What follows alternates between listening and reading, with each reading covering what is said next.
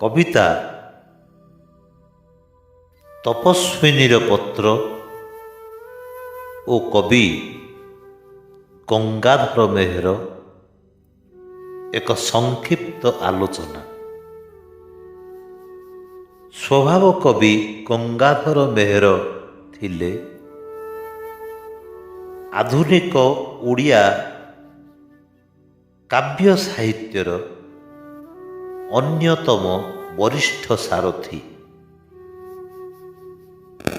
ଇନ୍ଦୁମତୀ, କୀଚକବଧ, ପ୍ରଣୟବଲ୍ଲରୀ, ତପସ୍ୱିନୀ, ଅର୍ଘ୍ୟଥାଳୀ, ଉତ୍କଳ ଲକ୍ଷ୍ମୀ, ରସରତ୍ନାକର ଆଦି ରଚନାମାନଙ୍କରୁ ତାଙ୍କର ମାନବିକ ଦୃଷ୍ଟିକୋଣ ବାରି ହୁଏ। ବହି ପ୍ରକୃତି ସହିତ ଅନ୍ତଃ ପ୍ରକୃତିର ମନୋଜ୍ଞ ସମନ୍ୱୟ ଶ୍ରୀଯୁକ୍ତ ମେହେରଙ୍କ ସାରସ୍ୱତ ସର୍ଜନାର ଉଲ୍ଲେଖନୀୟ ଦିଗ ଥିଲା। ଆଲୋଚ୍ୟ ତପସ୍ୱିନୀର ପତ୍ର କବିତାଟି କବି ଶ୍ରୀ ଗଙ୍ଗାଧରଙ୍କ ସର୍ବଶ୍ରେଷ୍ଠ ରଚନା ତପସ୍ୱିନୀରୁ ସଂଗୃହୀତ। ଜନ ଅପବାଦ ଭୟରେ ରାମଚନ୍ଦ୍ରଙ୍କ ଦ୍ୱାରା ନିର୍ବାସିତା ସୀତା ବାଲ୍ମୀକିଙ୍କ ଆଶ୍ରମରେ ଦୁଇ ପୁତ୍ରଙ୍କୁ ଜନ୍ମ ଦେଲା ପରେ ବାଲ୍ମୀକି ଉଭୟଙ୍କୁ ଶିକ୍ଷାଦାନ ସହିତ ରାମାୟଣ ଗାନ ସହ ଲବକୁଶ ଅଯୋଧ୍ୟାର ରାଜସଭାକୁ ଯାଇଥିଲା ବେଳେ ପିତା ପୁତ୍ରଙ୍କର କିନ୍ତୁ ପରିଚୟ ହୋଇପାରିନଥିଲା।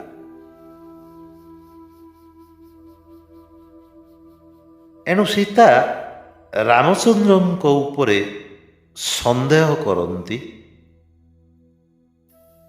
ସନ୍ଦେହୀ ନାରୀ ମନ ପତି ଦେବତାଙ୍କ ଉଦ୍ଦେଶ୍ୟରେ ଏକ ପତ୍ର ଲେଖେ ଏବଂ ସେହି ପତ୍ରର ବିଷୟ ହିଁ ଆଲୋଚ୍ୟ କବିତା ତପସ୍ୱିନୀର ପତ୍ର କବିତାର ମୁଖ୍ୟ ପ୍ରସଙ୍ଗ।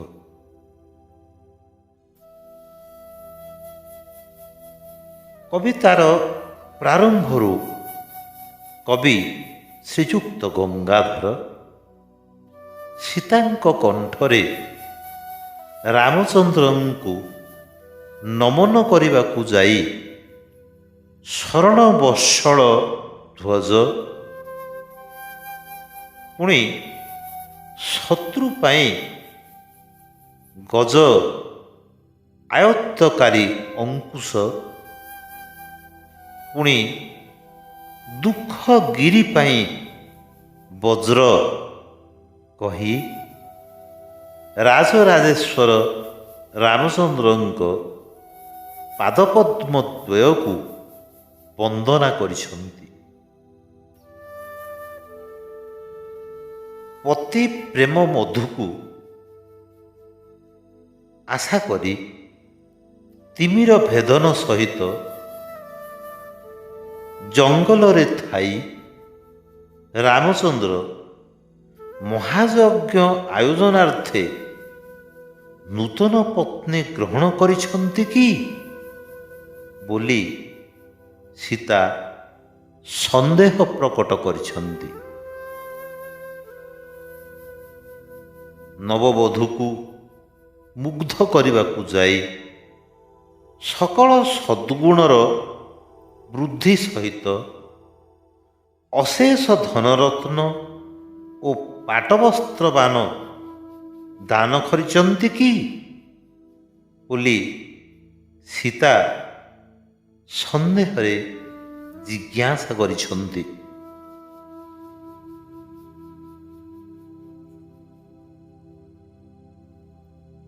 କବି ଗଙ୍ଗାଧର ମେହେରଙ୍କର ଭାଷାରେ ଶରଣ ବତ୍ସଳ ଧ୍ୱଜ ରିପୁ ଗଜାଙ୍କୁଶ ଦୁଃଖ ଗିରି ବଜ୍ର ଜହିଁ ଦେଖନ୍ତି ବିଦୁଷ। ରାଜରାଜେଶ୍ୱରଙ୍କ ସେ ପଦପଦ୍ମ ଦ୍ୱନ୍ଦ୍ୱେ ଦିନ ଭିଖାରୁଣୀ ଦୁରୁ ନତ ଶିରେ ବନ୍ଦେ।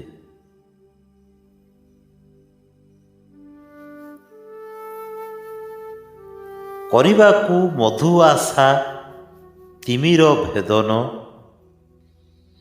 କାତରେ କାନ୍ତାରେ ଥାଇ କରେ ନିବେଦନ। ମହାରାଜ ମହାଯଜ୍ଞେ ହୋଇଛ ଦୀକ୍ଷିତ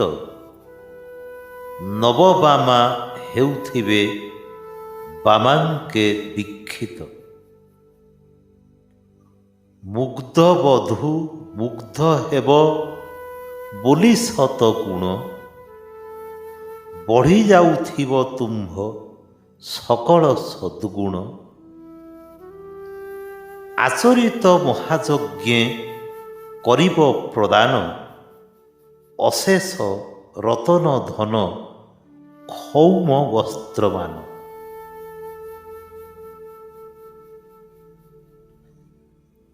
ନାରୀ ମନର ସନ୍ଦେହକୁ ଉଲ୍ଲେଖ କରିବାକୁ ଯାଇ ନୂତନ ବଧୂ ବାବଦରେ କବିଙ୍କ କଣ୍ଠରେ ସୀତାଙ୍କ ବକ୍ତବ୍ୟ ଏହିପରି।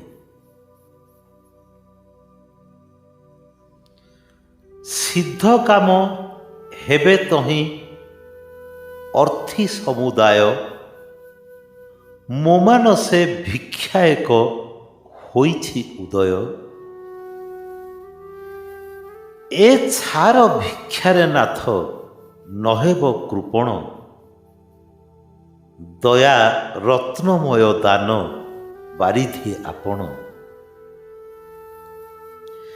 ମୁଁ କିଏ ତା ଜାଣିବାର ନୁହେଁ ଆବଶ୍ୟକ ସଦା ତୁମ୍ଭେ ତାପସଙ୍କ ଅଶାନ୍ତି ନାଶକ। ତାପସଙ୍କୁ କିଛି ତୁମ୍ଭ ନଥାଏ ଅଦେୟ ମୁହିଁ ତପସ୍ୱିନୀ ମୋତେ ନ କରିବ ହେୟ। ଯେ ହୋଇଛି ଆଜି ତୁମ୍ଭ ଅଙ୍କର ଭାଜନ ଭକ୍ତି ଘରେ ଦେଖୁଥିବେ ଜଗତର ଜନ। ପୂର୍ବେ ସେହୁ କରିଥିଲେ କେଉଁ ଘୋର ତପ କେଉଁଠାରେ କେତେ କାଳ କେଉଁ ମନ୍ତ୍ର ଜପ।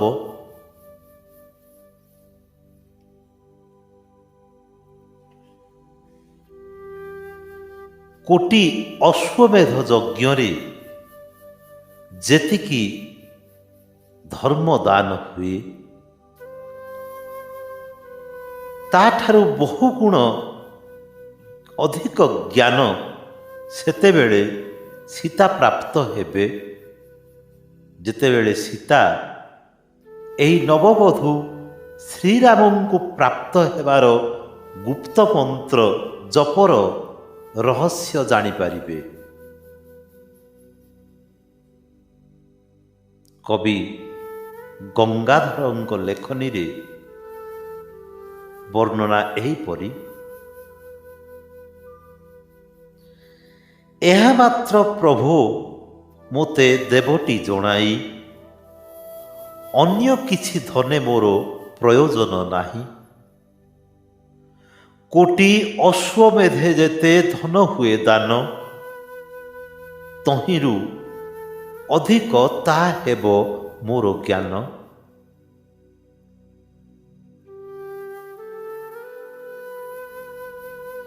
ଆଉ ଏକ କଥା ମାତ୍ର ଅଛି ଅନୁରୋଧ ଦୁଃଖିନୀର ପୁତ୍ର ଯୁଗ ଅତ୍ୟନ୍ତ ଅବୋଧ ନାହିଁ ତାଙ୍କ ପିତୃକୋଳ ଆରୋହଣ ଭାଗ୍ୟ। ନ ଜାଣନ୍ତି ଜନ୍ମ କାଳୁ ପିତୃ ଅନୁରାଗ। ଜାଣିଛନ୍ତି ଜନନୀର ଜୀବନ କନ୍ଦାଇ, ବୀଣା ତନ୍ତ୍ରୀ ସହକାରେ ରାମାୟଣ ଗାଇ। କିଏ ନ କାନ୍ଦିବ ବହି ମାନବ ହୃଦୟ, ତରୁଲତା ତୟ ଚହିଁ ହୁଅନ୍ତି ଅଥୟ। ତୁମ୍ଭର ଚରିତେ ନିଜେ ହୋଇ ବିମୋହିତ, ଯାଉଛନ୍ତି ଶିଶୁଦ୍ୱୟ ମହର୍ଷି ସହିତ। କରିବାକୁ ତୁମ୍ଭ ପଦ ପଙ୍କଜ ଦର୍ଶନ, ମନ ତାଙ୍କ ନେଉଅଛି କରି ଆକର୍ଷଣ।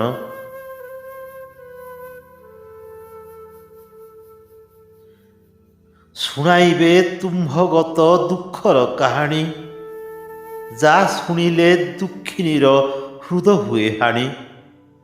ନ ଶୁଣିଲେ ତହିଁ ପ୍ରତି ଧାଉଁଥାଏ ମନ, ନ ହୁଇ କରି ତାର ଐଶ୍ୱକ୍ୟ ଦମନ।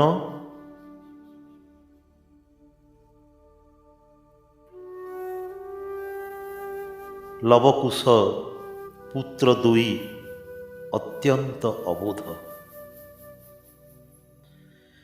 ପିତୃକୋଳ ଆହରଣର ଭାଗ୍ୟ ସେମାନଙ୍କର ନାହିଁ।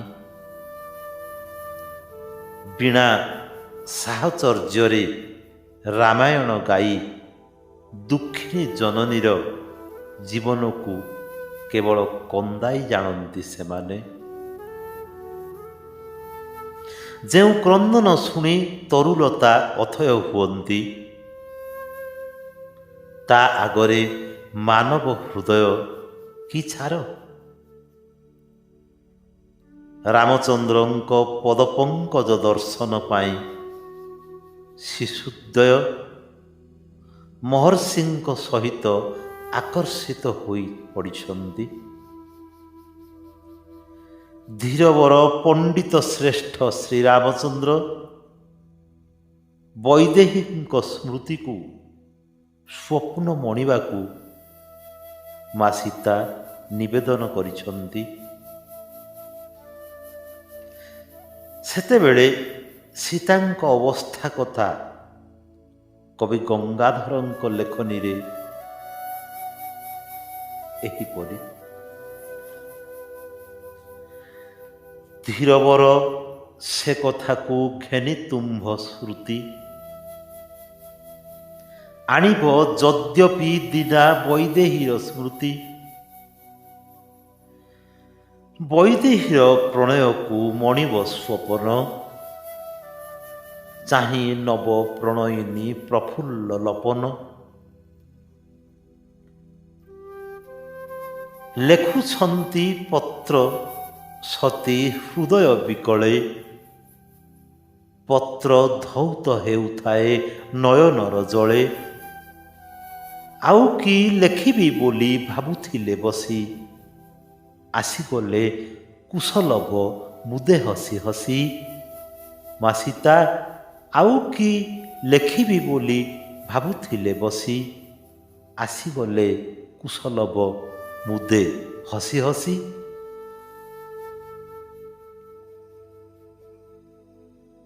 ଯଥାର୍ଥରେ ତପସ୍ୱିନୀ ସୀତାଙ୍କ ନାରୀ ସୁଲଭ ପ୍ରକୃତି, ମାନବ ସୁଲଭ ଭାବ ଭାବନା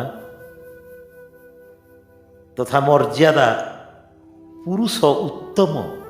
ପୁରୁଷୋତ୍ତମ ଶ୍ରୀରାମଚନ୍ଦ୍ରଙ୍କ ମହିମା କୀର୍ତ୍ତନରେ କବି ଶ୍ରୀ ଗଙ୍ଗାଧରଙ୍କ କବିତା ତପସ୍ୱିନୀର ପତ୍ର ଯଥାର୍ଥରେ ଉଚ୍ଚକୋଟୀର, ସାର୍ଥକ ଏବଂ ସଫଳ ହୋଇଛି।